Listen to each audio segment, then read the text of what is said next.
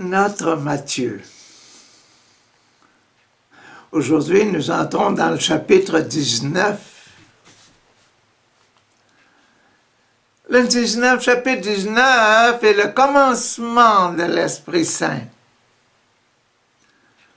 Commencement de l'explication de la région des poumons. Je dis le commencement parce que pour la section complète des 7 passages sur l'Esprit Saint, Matthieu prend 3 chapitres, 19, 20, 21, imaginez-vous. Aujourd'hui, je vais vous parler seulement de 19, chapitre 19. Dans la région des poumons. L'Esprit Saint dans les poumons. Mais l'Esprit Saint, c'est un esprit, c'est un quelqu'un. Mais ça prend de l'air pour respirer. C'est un esprit. C'est un quelque chose, c'est un quelqu'un. Comme vous, quand je parle de Maurice complet, son corps, et puis ce qu'il fait. Il a un corps, il est en vie, son corps est sa vie. Son corps est son amour des gens, son amour de ceux qui sont alentour de lui. L'Esprit Saint, il est corps, il est quelque chose, et il est aussi esprit, il est amour.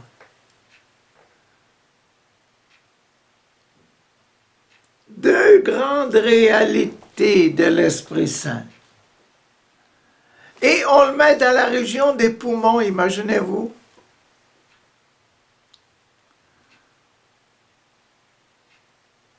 Vous savez combien de poumons? 2. Qui sont en relation. Qui soufflent, qui respirent, qui inspirent et qui expirent par la même bouche. Qui doivent toujours s'entendre pour la même chose.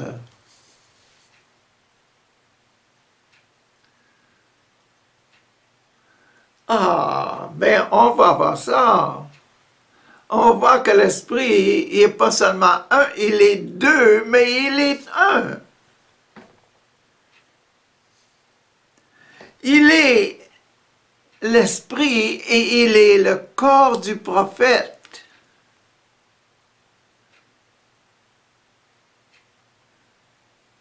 Un prophète, c'est qui? C'est quelqu'un qui obéit à Dieu. L'esprit obéit. C'est un quelqu'un, c'est moi. J'obéis à Dieu, je suis un prophète. Et l'Esprit Saint, c'est le prophétisme. Quand les prophètes recevaient un message, puis allaient le donner au roi, ou bien allaient le donner au peuple, c'était l'Esprit Saint qui se manifestait. Jésus qui fait un miracle, c'est Jésus, et dans Jésus, l'Esprit de Jésus, son être, Jésus, Fils de Dieu, et qui donne, et dit, sois guéri. L'aveugle voit, le sourd entend, le boiteux marche, le lépreux est guéri.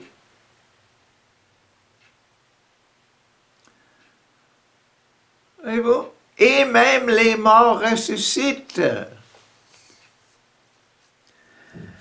L'Esprit est un quelqu'un et qui agit. Il est quelqu'un qui agit. Comme je suis un quelqu'un qui agit. L'Esprit Saint me ressemble parce que je suis un fils de Dieu, un fils d'âme, un fils de Dieu, et j'agis. Quand j'agis mauvais, c'est que c'est un mauvais esprit qui est en moi. Je suis le même quelqu'un, mais sous l'influence d'un mauvais esprit. Ah ben, on va en découvrir des choses dans ce chapitre 19, 20, dans le chapitre 20 aussi et dans le chapitre 21. On va découvrir des choses sur l'Esprit Saint. Hein? Dans notre tableau du « Je crois en Dieu, le Père Tout-Puissant », je crois en Jésus-Christ, son Fils unique, je crois en l'Esprit Saint. Je crois en Jésus-Christ, son Fils unique, qui explique tout ça, né de la Vierge Mère, a souffert, Ponce Pilate, a été crucifié, etc., et il reviendra dans la gloire pour juger les vivants et les morts.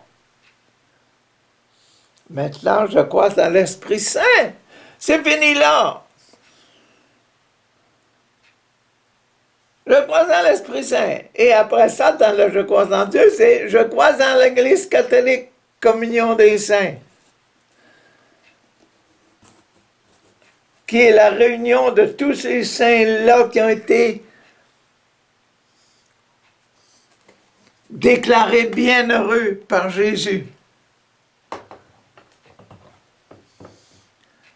Et ce fameux Esprit Saint, il prend 3 chapitres.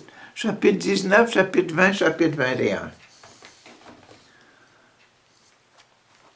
Chapitre 19. Et on est dans la région des poumons, on est dans le sacrement de la confirmation.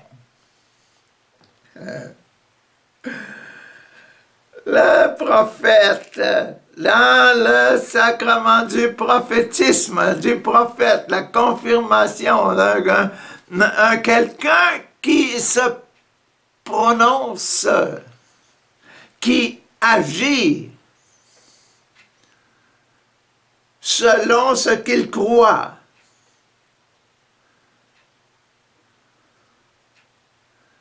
Un prophète, voilà. Quand Jésus a achevé ses instructions, il quitta le Galilée et se rendit dans la partie de Judée qui se trouve de l'autre côté de la rivière du Jourdain. De grandes foules l'y suivirent et il guérit leurs malades. Jésus guérit leurs malades. Ah, mais quelques pharisiens s'approchèrent de lui pour lui tendre un piège et lui demandèrent notre loi, l'Esprit Saint, la loi, l'Esprit de notre peuple, notre loi, l'Esprit Saint. Richard, ben oui, Jésus, je vous ai dit que c'était la loi et les prophètes. Le corps de l'esprit, le vrai corps de l'esprit, c'est la loi. Qu'est-ce qu'on doit faire pour aller au ciel?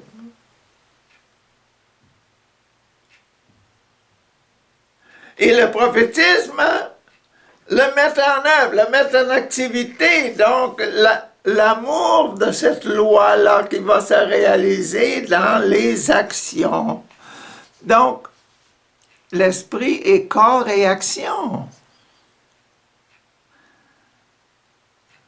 Notre loi permet-elle à un homme de renvoyer sa femme pour n'importe quelle raison?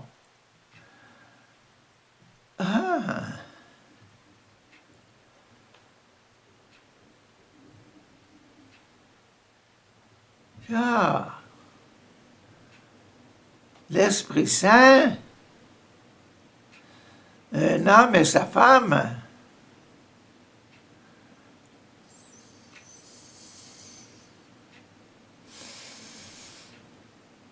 Attendons un petit peu pour expliquer, ok? Continuons. Notre loi permet-elle à un homme de renvoyer sa femme pour n'importe quelle raison? Jésus répondit, n'avez-vous pas lu ce que déclarent les Écritures? N'avez-vous pas lu ce qu'il y a dans les Écritures? Au commencement, le Créateur les fit hommes et femmes.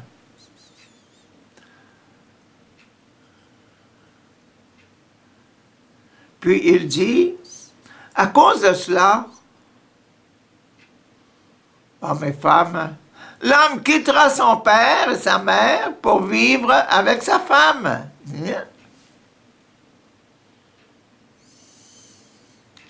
Et les deux deviendront un seul être.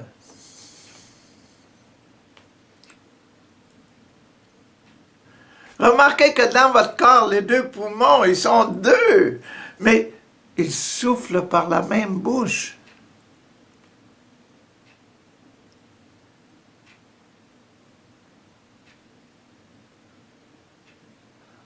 On n'a jamais vu qu'il y avait un mâle et une femelle dans les deux poumons. Mais ils sont tous les deux ensemble pour dire la même chose.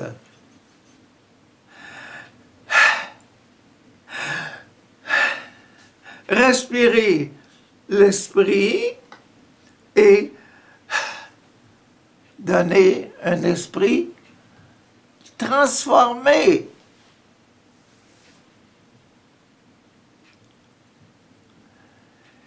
Et les mots que l'on dit sont produits par les deux poumons. Quand je parle, je ne parle pas juste avec un seul poumon, je parle avec mes deux poumons.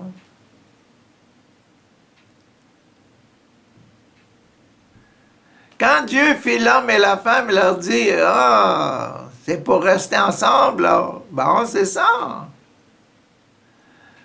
L'homme quittera son père, sa mère, pour vivre avec sa femme, et les deux deviendront un seul être. Ainsi, ils ne sont plus deux, mais un seul être.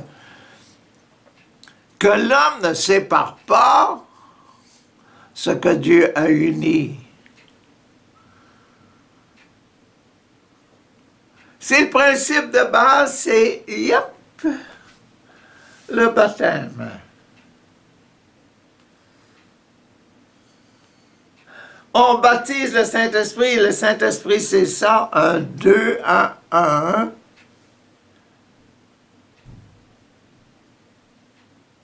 Et il est un corps, il est la loi. On est fait comme ça, mais on agit selon l'Esprit. Ah! Qu'est-ce qu'on disait dans le chapitre 5? Chapitre 5, au sujet de cet enseignement, au sujet de la loi. Aïe, aïe, aïe, aïe, voilà. Ne pensez pas que je sois venu pour détruire la loi de Moïse et l'enseignement du prophète. La loi et le prophète, c'est ce qui enseigne, c'est ce que nous a enseigné la première partie là-bas. Dans le bois, là. Dans le bois, ils disent, il y a la loi puis le prophète au numéro 3, à la hauteur des poumons. L'Esprit Saint, il est loi et il est prophétisme, il est prophète. Il est la manifestation de la loi, la confirmation de la loi. La loi se confirme dans moi. Ah! Voyons numéro 2, la réconciliation. Pourquoi donc Moïse a-t-il commandé à l'homme de donner une lettre de divorce à sa femme pour la renvoyer? Jésus répondit, Moïse vous a permis de renvoyer vos femmes parce que vous avez le cœur dur. Parce que votre Esprit Saint, la pureté de votre esprit s'est endurcie. La pureté de votre amour s'est endurcie. Parce que vous avez le cœur dur. Mais au commencement, il n'était pas ainsi. Je vous le déclare, si un homme renvoie sa femme alors qu'elle n'a pas été infidèle,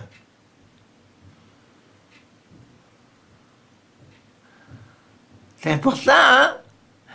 Si un homme renvoie sa femme parce qu'elle n'a pas été, quand elle n'a pas été infidèle,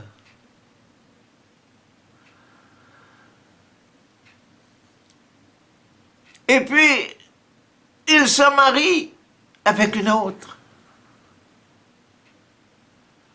Il commet un adultère.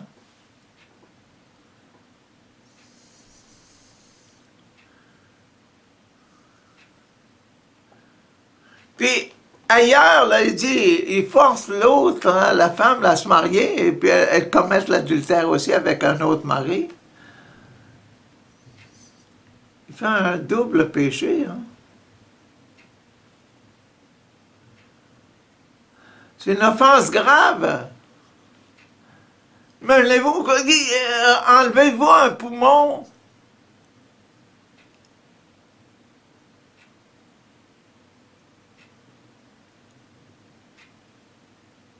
Essayez de greffer un autre poumon. Parce que les deux poumons parlent par la même bouche, là. Est-ce que vous n'aurez pas de problème après avec ce nouveau poumon?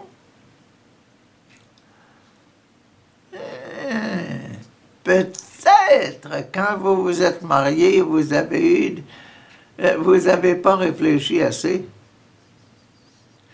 Mais Matthieu dit, c'est parce que votre amour s'est endurci. L'eau qui coule dehors, là, la belle pluie qui tombe, là, bon, quand est-ce qu'elle s'endurcit? Quand l'hiver s'en vient,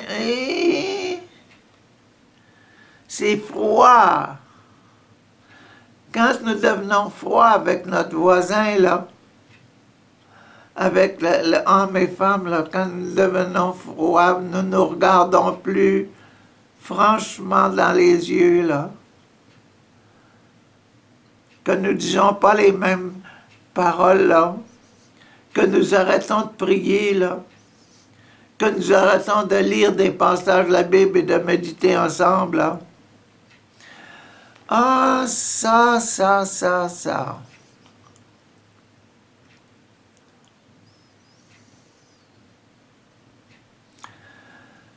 C'est parce que votre cœur s'est refroidi, votre amour s'est refroidi, c'est endurci, vos cœurs se sont endurcis.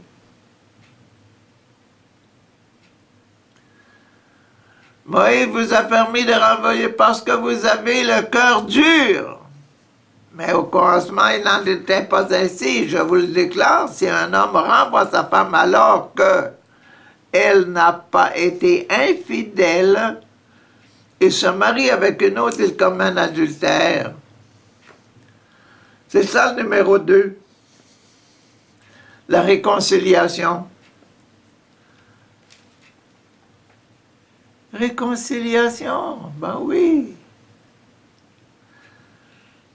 Et dans le numéro 2, là, au chapitre 5, là, au chapitre 5, au début de Matthieu, ça, on était au chapitre 19, puis là, on est au chapitre 5. Qu'est-ce qu'il disait pour le numéro 2, là?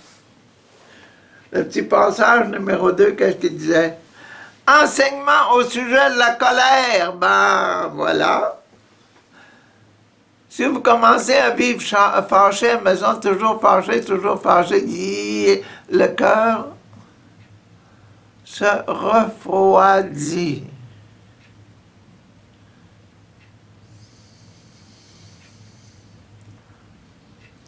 C'était ça qui était au chapitre 5, là. Il y a la distanciation.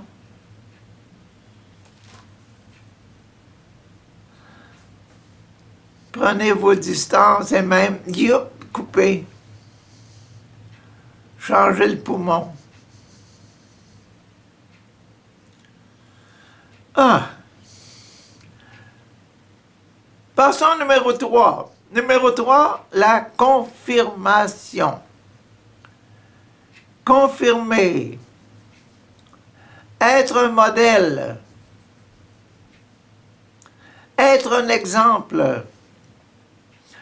Agir selon les principes de base. Sa disciple lui dire, si telle est la condition de l'homme par rapport à sa femme, il vaut mieux ne pas se marier, hein? Si c'est ça la condition d'un homme et sa femme, là, se durcir, se refroidir, se geler, hein?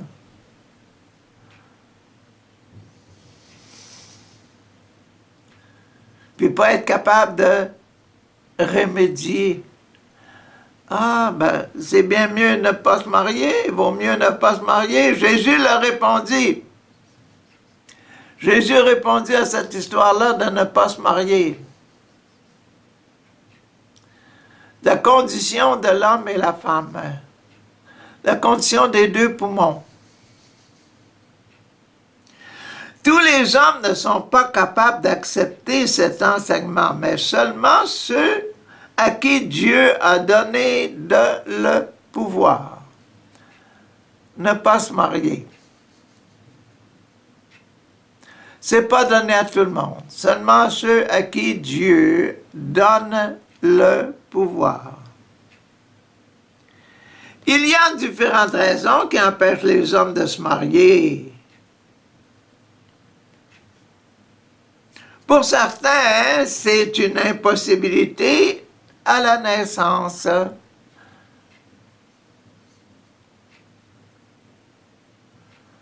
Il y en a qui, à la naissance, sont nés handicapés. Ils ne peuvent pas se marier, ils ne peuvent pas avoir d'enfants. D'autres en ont été rendus incapables par les hommes. D'autres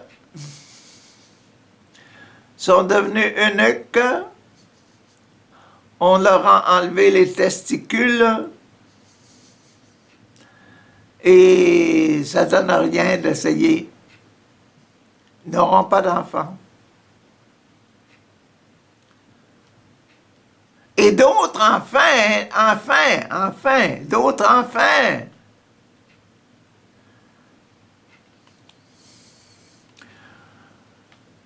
ne se marient pas à cause du royaume des cieux.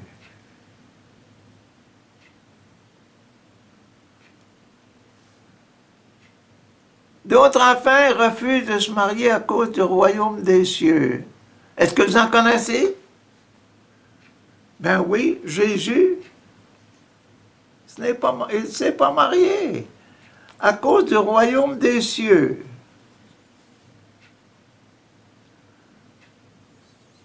Parce qu'il voulait avoir tout le monde des enfants de Dieu. Et puis, ça ne l'a pas empêché de vivre une vie exemplaire, une vie sainte.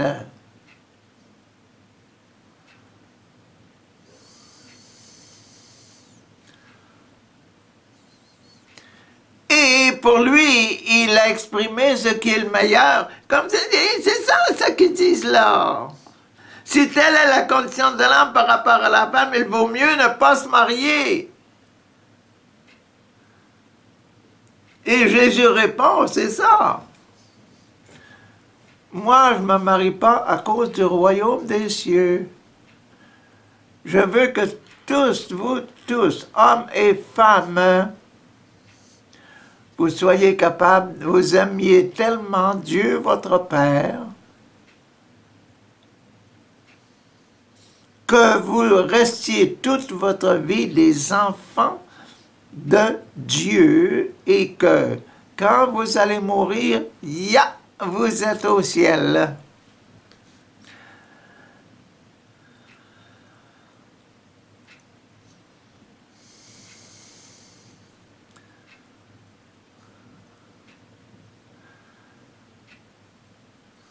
Ah, il y a différentes raisons, hein? Les uns sont, pour certains, c'est une impossibilité dès leur naissance. Pour d'autres, ont été reçus, rendus incapables par les hommes. Et d'autres, enfin, ne se marient pas à cause du royaume des cieux. Que celui qui peut accepter cet enseignement l'accepte. Que celui qui veut vivre prêtre, vive prêtre. Que celui qui veut vivre religieux, religieuse, celui et celle qui veulent vivre religieux, religieuse, qu'il l'accepte. Que ceux et celles qui veulent vivre chaste, qu'ils l'acceptent. Et ceux qui veulent se marier, qu'ils l'acceptent pleinement.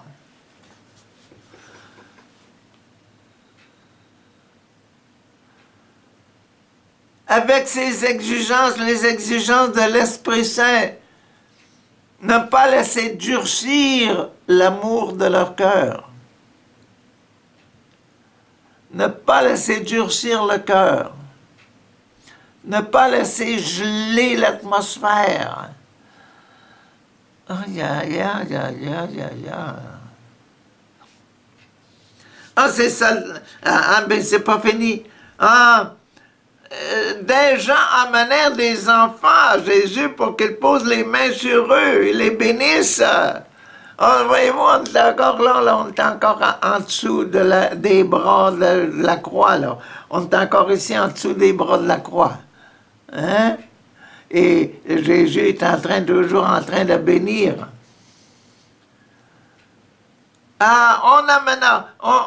Des gens amenèrent les enfants à Jésus pour qu'il pose les mains sur eux et prie pour eux.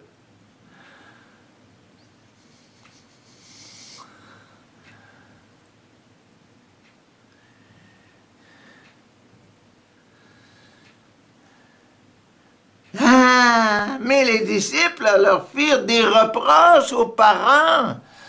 Non, arrêtez vos enfants, ne laissez-les pas aller vers Jésus. Jésus leur dit, mais laissez les enfants venir à moi. Ne les empêchez pas, car le royaume des cieux appartient à ceux qui sont comme eux. Le royaume des cieux appartient à ceux qui sont comme eux, et puis je les aime là, comme les enfants de Dieu. Des enfants qui sont prêts à rentrer au ciel. Ils n'ont pas encore atteint l'âge du mariage. Et ils sont dans cet état-là qu'on vient juste de mentionner.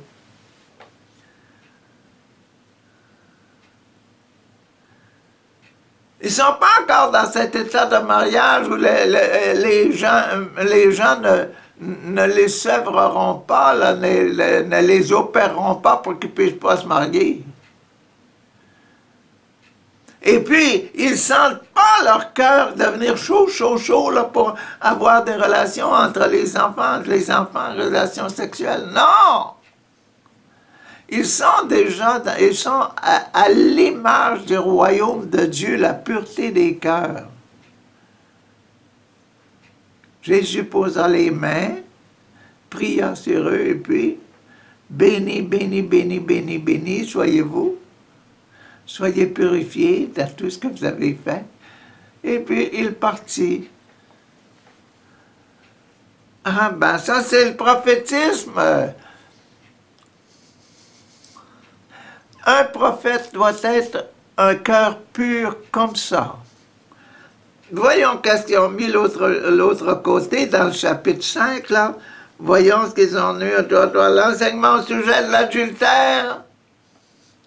Vous avez entendu qu'il a été dit, ne commets pas d'adultère, mais moi je vous le déclare, tout homme qui regarde la femme d'un autre pour la désirer a déjà commis l'adultère avec elle dans son cœur.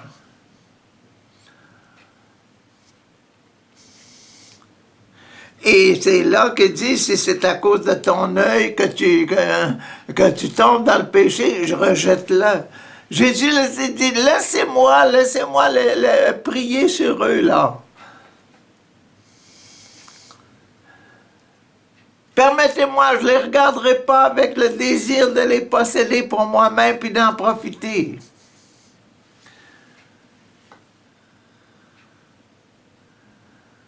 Pour mes désirs personnels parce que je suis plus âgé. Ah!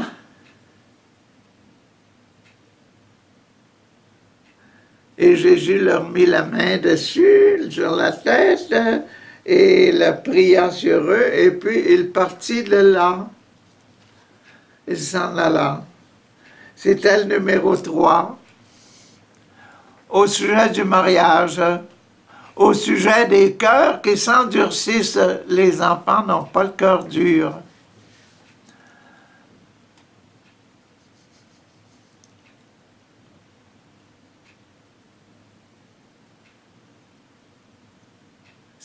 Quand on vieillissant, on peut endurcir son cœur pour longtemps. Mais les enfants, les petits-enfants, ça ne doit pas arriver tellement.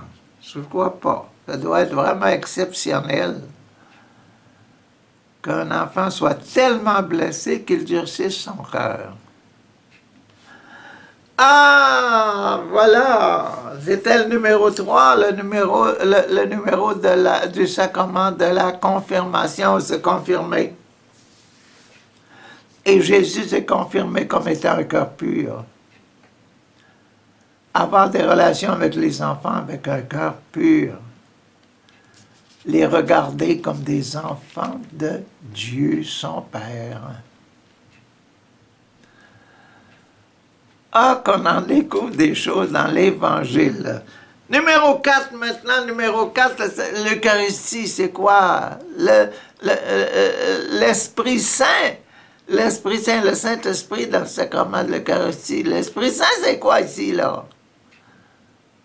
Hein, vivre à deux. Un jeune homme, un homme s'approcha de Jésus et lui demanda, « Maître, que dois-je faire de bon pour avoir la vie éternelle? » La vie éternelle, le bonheur sans fin, la joie sans déclin. Qu'est-ce que je dois faire? Jésus lui dit, pourquoi m'interroges-tu au sujet de ce qui est bon? Pourquoi m'interroges-tu au sujet de ce qui est bon? Pourquoi? Un seul est bon. Qui? Dieu, Yahvé, ton papa. Si tu veux entrer dans la vie, qu'est-ce que je dois faire pour avoir la vie éternelle? La joie éternelle. Si tu veux entrer dans cette vie, cette joie éternelle, là, obéis au commandement.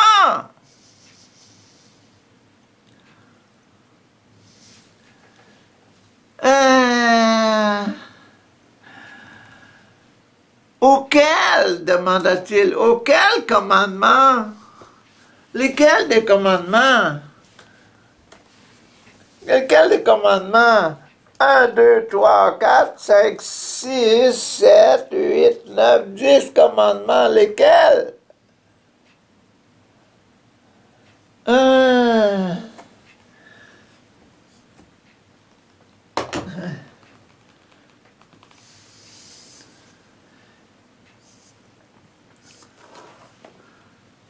Auquel commandement?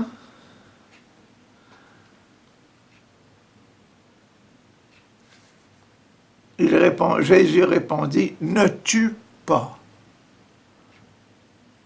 Il commence au genou. Il commence au numéro 6. Ah, il commence au genou. Il commence au numéro 6. Il commence là. 5, 6, 6, 7, 8, 9, 10.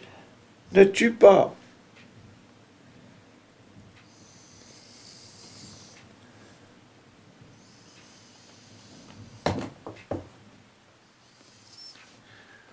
Il commence là.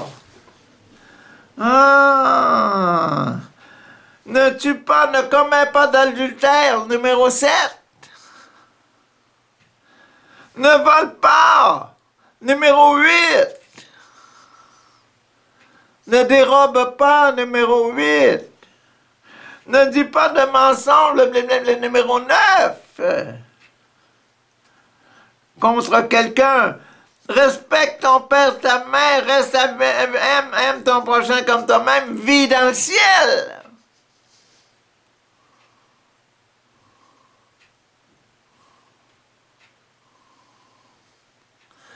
Tu le respectes ton père, ta mère, c'est aussi le numéro 5.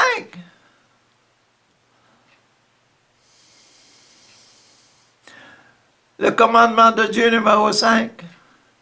Si tu veux vivre dans le ciel, il faut aller là, mais il y a aussi le numéro 5.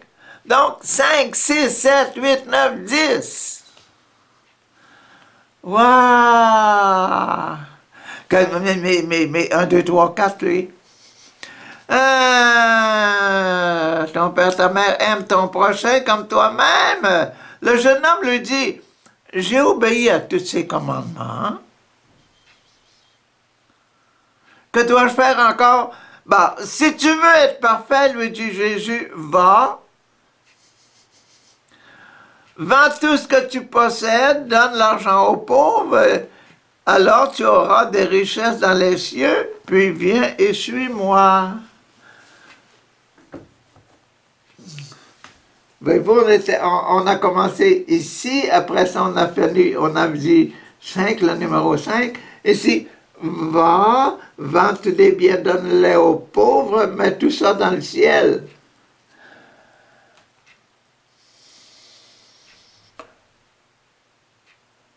Ensuite, viens et suis-moi.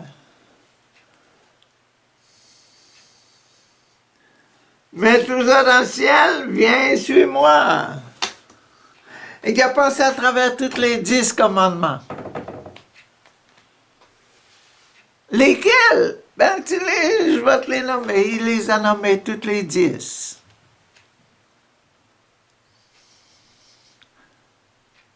Vous avez jamais remarqué ça, hein? Mais Jésus répète tous les 10 commandements dans ce numéro 4 là.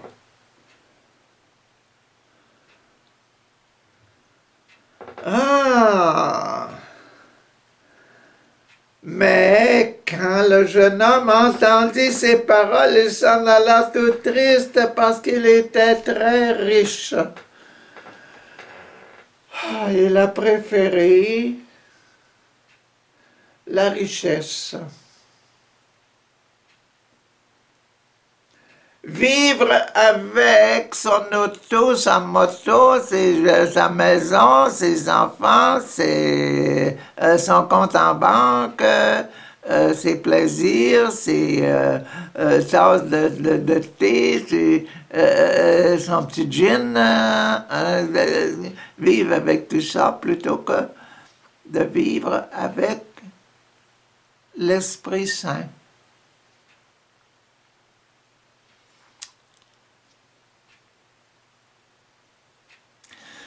L'Esprit Saint, c'est un quelqu'un, hein? C'est une attitude,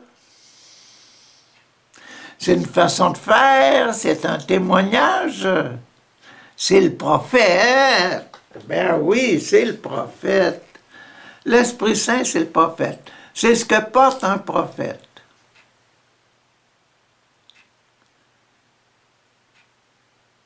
Ben, c'était ça qu'était le numéro 4, là. Ah, on n'a pas vu ce qui était le numéro 4 de l'autre côté. Pardon, pas notre page. Qu'est-ce qui était le numéro 4 de l'autre côté? Enseignement au sujet du divorce. Rien. Divorce. Il a été dit aussi, celui qui renvoie sa femme doit lui donner une lettre de divorce. Mais moi, je vous déclare, tout homme qui envoie sa femme alors qu'elle n'a pas été infidèle, lui fait commettre un adultère et si elle se remarie. Et celui qui se remarie avec une femme renvoyée par un autre commet aussi un adultère. C'est une séparation. Et là, on a le jeune homme, viens, je m'en vais avec mon argent. Bonjour, Jésus. Ah ben, viens. C'est ça qu'on... Nous autres, là, les prêtres, les religieux, là, les religieuses et les laïcs qui se sont consacrés à Dieu, qui ont dit « Je veux vivre seulement au service de l'Église et au service social, là. Hein? Ou bien je veux simplement m'en aller dans le désert puis passer ma vie en communion avec Dieu dans une trappe de trappiste, là, ou bien quoi, dans le désert. Vivre avec Dieu. Ces gens se sont mariés. Se sont mariés avec quoi? Avec le Saint-Esprit.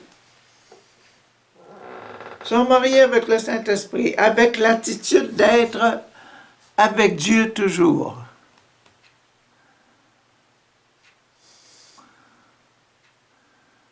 C'est ça qu'est le mariage des prêtres et des religieux et des religieuses, c'est ça, là. Accepter d'être au service, d'être des prophètes au service de Dieu et de l'Église. C'est ça. Ah bon, c'était ça qui était le numéro 5. C'était le numéro 4.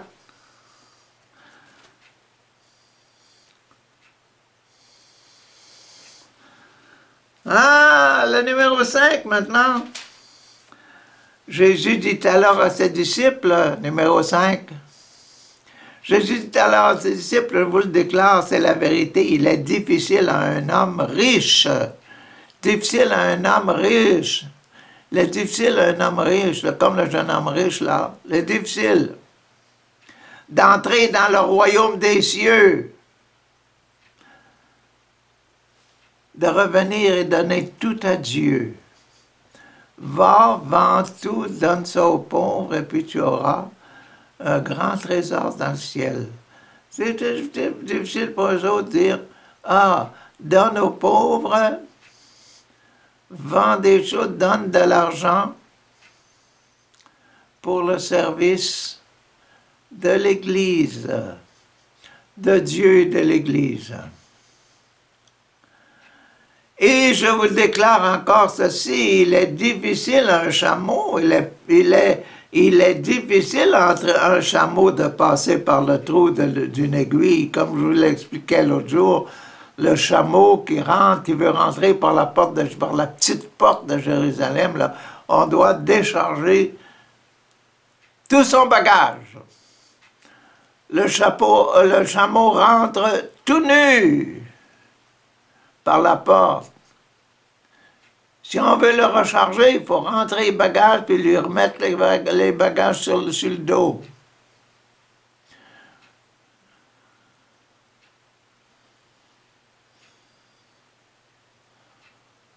Rentrer au ciel tout nu.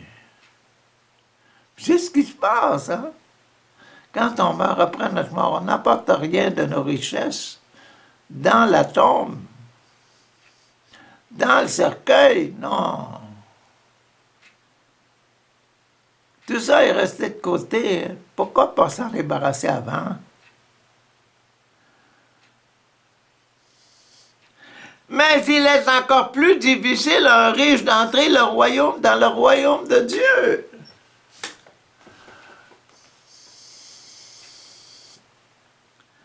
quand les disciples entendirent ces mots, ils furent très étonnés et dirent, « Mais alors, qui peut être sauvé? Qui peut rentrer tout nu au ciel? » Jésus les regarda et leur dit, « C'est impossible aux hommes, mais tout est possible à Dieu. » Dieu peut faire des miracles à la mort de quelqu'un. Les plus riches du monde peuvent changer d'idée puis dire, « Mon Seigneur et mon Dieu, je vous donne tout. »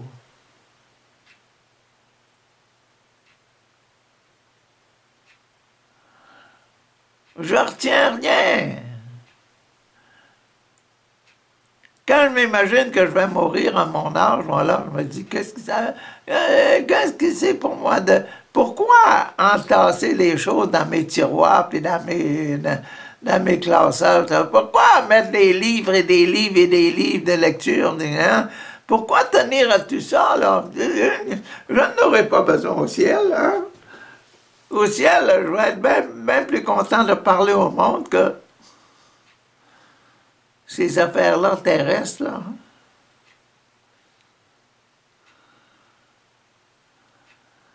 Ah, débarrassons-nous. Mais tout est possible à Dieu. Alors, Pierre prit la parole, Pierre, il dit, écoute, Jésus, écoute. Nous avons tout quitté, nous t'avons suivi, nous autres, là.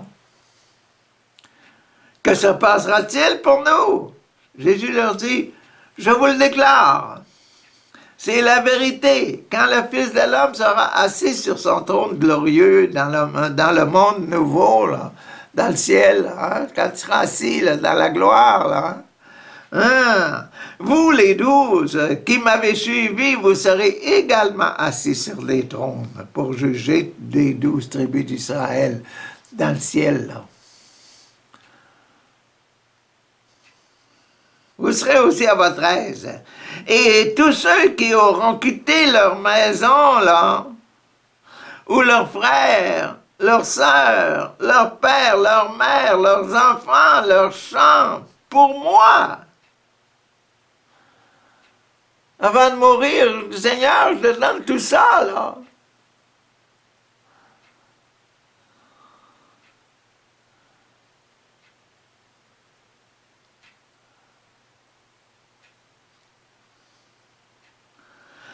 Recevront 100 fois plus.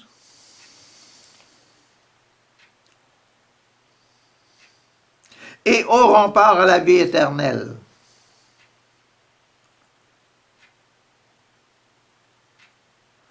Mais beaucoup qui sont maintenant les premiers seront les derniers, et beaucoup qui sont maintenant les derniers seront les premiers.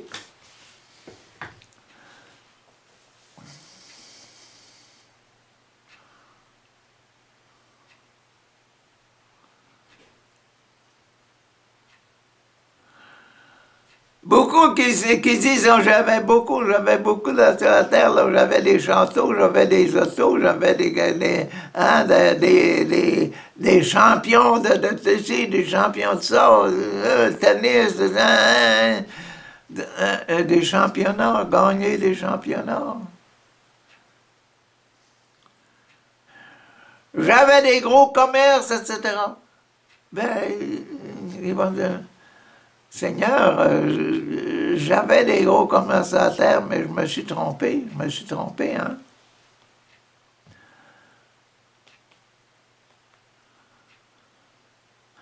J'aurais dû agir beaucoup mieux avec ce que j'avais, là, avec ce que tu m'as donné d'avoir. Ah, bon, c'était ça, le numéro 5, là. Qu'est-ce qu'il y avait de l'autre côté dans le numéro 5? Le numéro 5, enseignement au sujet des serments. Ah, serment, je te donne ci, je te donne ça, là. Ben, il faut tout donner. Ce qui est dans le numéro 6, là. Ah, numéro 5. Hein. Vous avez aussi entendu qu'il a été dit à nos ancêtres, n'auront pas tes serments, mais accomplis ce que tu as promis avec le serment, avec serment devant le Seigneur. Mais moi, je vous le dis, de ne point faire de serment du tout. N'en faites ni par le ciel, car c'est le trône de Dieu, ni par la terre, car elle est l'endroit où il pose ses pieds, ni par Jérusalem, car elle est la ville du grand roi. Ne fais pas non plus de serment par sa tête, car tu ne peux pas rendre un seul cheveu blanc ou noir. Dites simplement, oui, non. Ah! Tout ce que l'on dit de plus vient du diable.